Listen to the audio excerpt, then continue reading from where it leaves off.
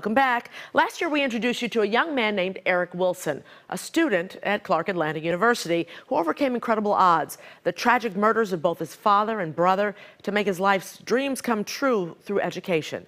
He joins our Courtney Hall as we continue our conversation with Clark Atlanta University's Getchell Caldwell.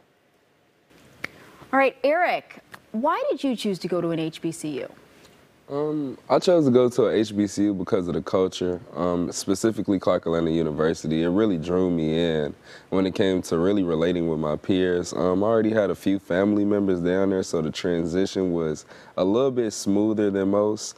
But when it comes to basically the culture of the school, everything drew me in, from warm weather, which is the opposite of what we have in Chicago. Yeah. But from warm weather to just awesome classrooms, strong foundation, people that's willing to learn and go out and go beyond and over to succeed, all that really just drew me in. What was your experience? I would say my experience at Clark Atlanta University was really amazing. I ran into so many amazing people, from my peers to professors to administration, faculty, staff. Everyone was just amazing. Everybody wanted to see me succeed. It was so many great mentors. A lot of people actually put me in the position that I am today. So when it comes to just striving forward, the passion that I have to see others succeed, all that, it's kind of like a circle. It's kind of like a foundation. It's constantly flowing. Do you feel like you were in a more nurturing environment having gone to Clark Atlanta as opposed to a different college? Most definitely. It's so many people put in place. I feel like it's just a strong empire when it comes to speaking on Clark Atlanta University.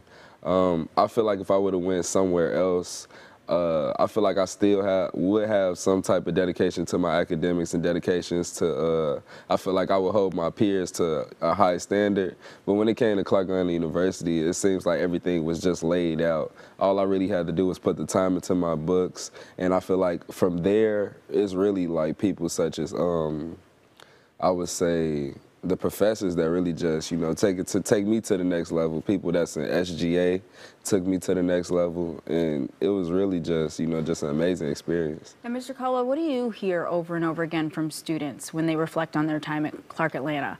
Well, I think Eric is a good example articulating his experience. I mean, we are obligated to create a nurturing environment. I mean, that's part of our mission.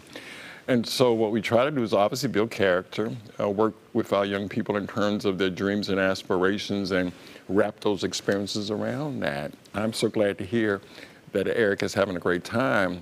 But I came back to the university a year ago, and so I've only known Eric for a year, but I can tell you, I actually met Eric about this time last year. And here it is a year later, just to see how he has blossomed and grown, and to hear him articulate his worth. I'm concerned about black men and their worth. Eric is an example of a young Chicago youth who defied all the odds and said, I am going to be great. I am going to make something out of myself.